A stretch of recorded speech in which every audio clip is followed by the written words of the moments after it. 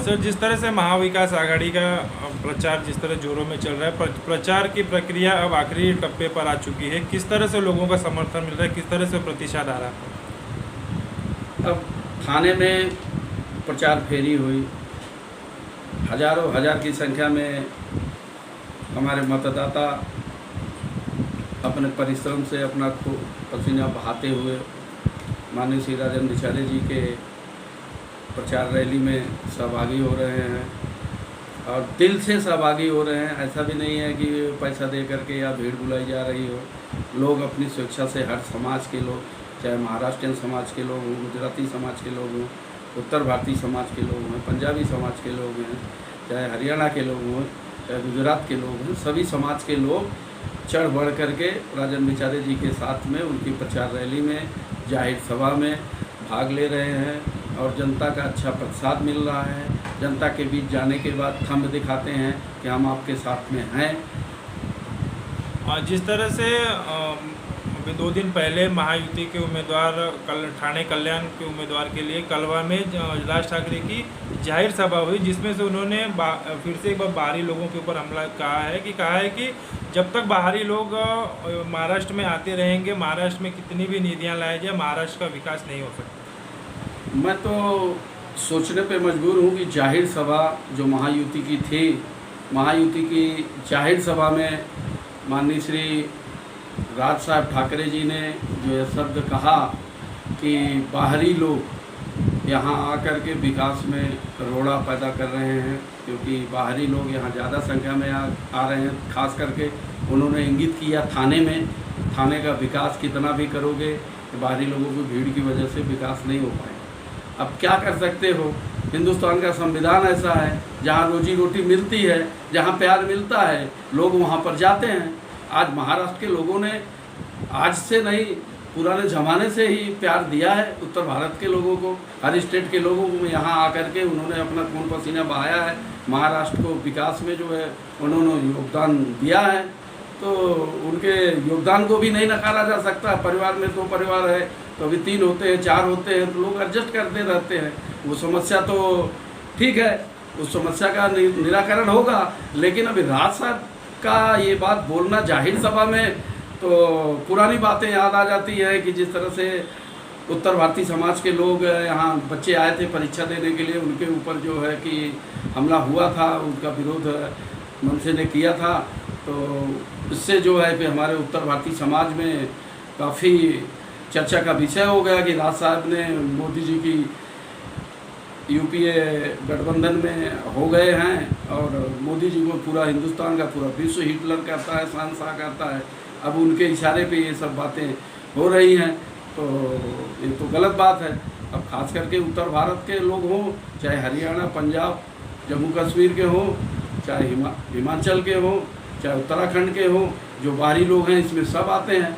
अभी उसका तो स्पष्टीकरण होगा, बाद में होगा, उसको ध्यान में नहीं देना है। लेकिन मोदी जी के गठबंधन में हैं, तो इस बार तो हम तमाम समाज के, हर पार्टी के, हर समाज के, हर स्टेट के लोगों ने चर्चा किया 2-3 दिन के अंदर, भाई क्या किया जाए। तो इस बार जो है कि इनके यूपीए गठबंधन को इस बार वोट की छूट दी जाए, क्योंकि समाज में भाईचारा, प्रेम, सद्भाव, व्यवहार से चलता है देश।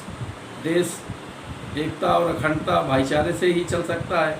विघटन की राजनीति से तो देश नहीं चल सकता। हाँ, कुछ नेता अपनी राजनीति करने के लिए तमाम मुद्दे उठाते हैं, बोलते हैं। अब राज साहब के साथ भी जो है हमारे उत्तर भारत के लोग बहुत सहयोगी हैं, उनके साथ में ही रहते हैं, तो वो बात नहीं है। अभी राजनीतिक पार्टी से है, लेकिन मोदी जी को इस विषय पे बोलना चाहिए, सीएम, डिप्टी सीएम को बोलना चाहिए कि उत्तर भारत से और महाराष्ट्र का कितना पुराना रिश्ता रहा है। भगवान रामचंद्र जी यहाँ पर आए, यहाँ पर उन लोगों ने आदर भाव दिया, सम्मान दिया। उसके बाद हमारे गागा भट्ट जी आए, जो कि छत्रपति शिवाजी का राजतिलक किया। तो महाराष्ट्र के लोगों से हम लोगों के तो पुराने रिश्ते रहे। अभी यहाँ कई पीढ़ियाँ यहाँ आकर के रह गई हैं, यहाँ के नागरिक हो गए हैं, यहाँ व्यवसाय कर रहे हैं, अपना खून पसीना बहा के महाराष्ट्र को अपना समझते हैं। यहाँ पे महाराष्ट्र का भी विकास कर रहे हैं, अपना भी पेट पाल रहे हैं। तो कोई ऐसा बड़ा मुद्दा तो नहीं है मेरे समझ से, बहरहाल देखा जाएगा आगे। और जैसा कि राज ठाकरे ने कहा है कि ठाणे जिला एकमात्र ऐसा जिला है जहां पर 7 महानगर पालिकाएं हैं और कुछ ऐसी महानगर पालिका हैं जहाँ पर उत्तर भारतीयों की संख्या अधिकतर है, तो उनका इशारा किस ओर है? भाई 7 महानगर देखो, जहाँ आबादी बढ़ती है वहाँ विकास कार्य किया जाता है। वहाँ पे अभी थाने में 2 जिले हो गए, विकास की वजह से ही ना, आबादी की वजह से है ना।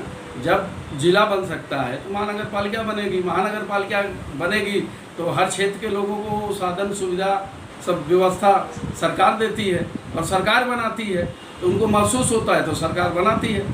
तो ऐसा नहीं है कि आज ये सरकार में सत्ता में कांग्रेस भी रही है, उसके बाद जो शिवसेना भी रही है, बीजेपी भी रही है, तो ये लोगों ने विकास का कार्य जो किया है, ये महानगर पालिका बनाना, जिला बनाना, ये तो प्रशासन का काम है। अब रही बात ये आबादी की, आबादी तो बढ़ेगी क्योंकि देश की आबादी बढ़ाने के लिए मोदी जी कह रहे हैं कि हिंदुओं की आबादी बढ़ानी चाहिए, क्योंकि उनकी भाषा से ये पता चलता है कि हम लोग कम पढ़ रहे हैं।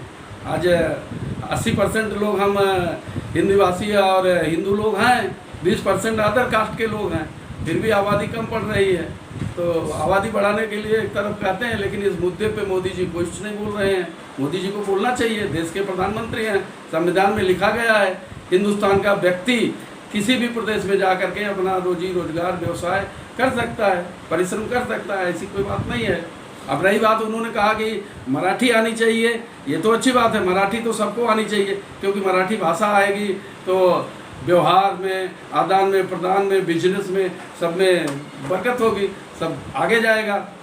लेकिन मोदी जी को तो मराठी और इंग्लिश नहीं आती, उनका कैसे जमेगा? इस पर भी विचार उनको करना चाहिए राज साहब को, कि मोदी साहब जो दुनिया के सबसे बड़े शहंशाह बन रहे हैं, उनको इंग्लिश और मराठी तो नहीं आती, तो कैसे उनका जमेगा? राज साहब तो इसके पहले मोदी जी को भी बहुत बार टारगेट किया है, ऐसा नहीं है, राज साहब हमेशा ज्वलंत मुद्दों पे बोलते रहते हैं, तो ये तो उनकी अच्छाई है कि वो बोलते हैं। लेकिन खास करके ये मैं समझता हूँ कि बाहर से आने वाले लोगों को एक इंगित करना, तो लोगों के अंदर थोड़ा सा दहशत निर्माण हो गया है कि नहीं, राज साहब ने ऐसा कुछ कहा है।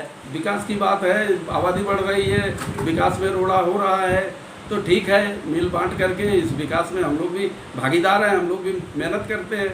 उत्तर भारत से आए हुए तमाम मेहनत का मजदूर जो है यहाँ बिल्डिंग बनाते हैं, सड़क बनाते हैं, और उसके बाद जो है दूध सब्जी जो भी है हर घर जो है पहुँचाने। यहाँ तक कि मैं तो महाराष्ट्र के तमाम गांव में मैं गया हूँ, वहाँ भी हमारे बिहार और उत्तर प्रदेश के लोग खेती करने में महाराष्ट्र के लोगों के साथ में कंधे से कंधा मिला के योगदान कर रहे हैं। अब आपने जिस तरह मोदी की बात कही, तो आज मुंबई में मोदी जी का रोड शो है और कल्याण में उनकी सभा चल रही है। मोदी जी के पाँव के नीचे से ज़मीन हट चुकी है। मोदी जी जिस तरह से एक एक संसदीय क्षेत्र में जा रहे हैं और उनकी भाषाएं आप सुनिए। अभी वो उड़ीसा में गए थे, उन्होंने कहा कि जो है कि नवीन पटनायक जी से कि 10 जिले के कैपिटल का नाम बताएं। अभी तक तो हमने भी पढ़ाई किया है, लेकिन मैं तो नहीं जानता था कि जिले में भी कैपिटल होती, प्रदेश की राजधानी होती है, लेकिन जिले की राजधानी नहीं होती है। और उनकी भाषा इस तरह की हो गई है, किसी को कुछ भी बोल दे रहे हैं। अभी उन्होंने सोनिया गांधी जी को बोला, वो भाग गई रायबरेली से, राजस्थान से राज्यसभा में आई। मतलब वो एक प्रधानमंत्री बोलेगा तो देश का, भारत देश का प्रधानमंत्री का पद गरिमामय होता है, लेकिन उनकी भाषा इस तरह से हो गई है कि कुछ समझ में नहीं आता उनको क्या हो गया है। अभी जिस तरह से मोदी जी की यहाँ पर सभाएं चल रही है, रोड शो चल रहा है, ठाणे मुंबई में कितना फर्क पड़ेगा? ठाणे मुंबई में कुछ फर्क नहीं पड़ने वाला है। मोदी जी आए चाहे अमित शाह जी आए, अभी उत्तर भारत के लोग, पूरे हिंदुस्तान के लोग, महाराष्ट्र के सारे महाराष्ट्र के लोग, जन जन की आवाज़ है कि उद्धव बाला साहब ठाकरे, इंडिया आघाड़ी, कांग्रेस और राष्ट्रवादी शरद चंद्र पवार के उम्मीदवारों को जिताया जाए। जिस तरह से इन लोगों ने पार्टी तोड़ो अभियान चलाया और लोगों को खरीदने का काम किया और समाज में वैमनस्य फैलाने का, हिंदू मुस्लिम राम रहीम, इस तरह का जो मुद्दे जो समाज में चल रहे हैं, इससे लोकतंत्र नहीं बचेगा। देश पहले है, धर्म बाद में। देश बचेगा तो धर्म रहेगा, और जो दूसरे की धर्म की रक्षा नहीं कर सकता, दूसरे के धर्म का सम्मान नहीं कर सकता, वो अपने धर्म का भी सम्मान नहीं कर सकता। मैं तो चैलेंज के साथ कह सकता हूँ। आपके माध्यम से मतदाताओं के लिए, नागरिकों के लिए क्या आह्वान है? हमारे माध्यम से ये हमारा कहने का मतलब है कि इस बार जो है इंडिया आघाड़ी को हमारे थाना लोकसभा कल्याण लोकसभा, मुंबई के जो लोकसभा हैं, जो भी हैं, सभी मतदाता भाई बहन सब मिल करके इंडिया आघाड़ी के उम्मीदवारों को ज़्यादा से ज़्यादा मतदान करने की कोशिश करें और विजयी बनाने की कोशिश करें, जिससे देश की एकता और अखंडता कायम रहे। क्योंकि आप देख रहे हैं कि दुनिया के रसिया में हिटलरशाही हो रही है, हिटलरशाही से वहाँ का नागरिक कुछ बोल नहीं सकता। दक्षिण कोरिया में आप देख रहे हो, वहाँ का तानाशाह के खिलाफ कोई कुछ बोल नहीं सकता। इस तरह से आने वाले समय में संविधान नष्ट हो जाएगा और यहाँ भी तानाशाही की तरह बात हो रही है, तो तानाशाही से देश नहीं बचने वाला। आपने कट्टरपंथ की वजह से देखा, आपने तालिबान में क्या हुआ, अफ़गानिस्तान जो है कट्टरपंथियों की वजह से किस स्तर पे पहुंच गया, पाकिस्तान किस स्तर पे पहुंच गया। जहाँ जहाँ पे कट्टरपंथ चरम सीमा पर हुआ है, जाति पाति भेदभाव, प्रांतवाद, भाषावाद, राष्ट्रवाद के बीच में वैमनस्य फैलाने का काम होता है, तो देश का बहुत बड़ा नुकसान होता है। और देश की एकता और अखंडता को बनाए रखने के लिए सभी नेताओं को सोचना चाहिए, क्योंकि देश पहले है, बाद में हम सारे लोग।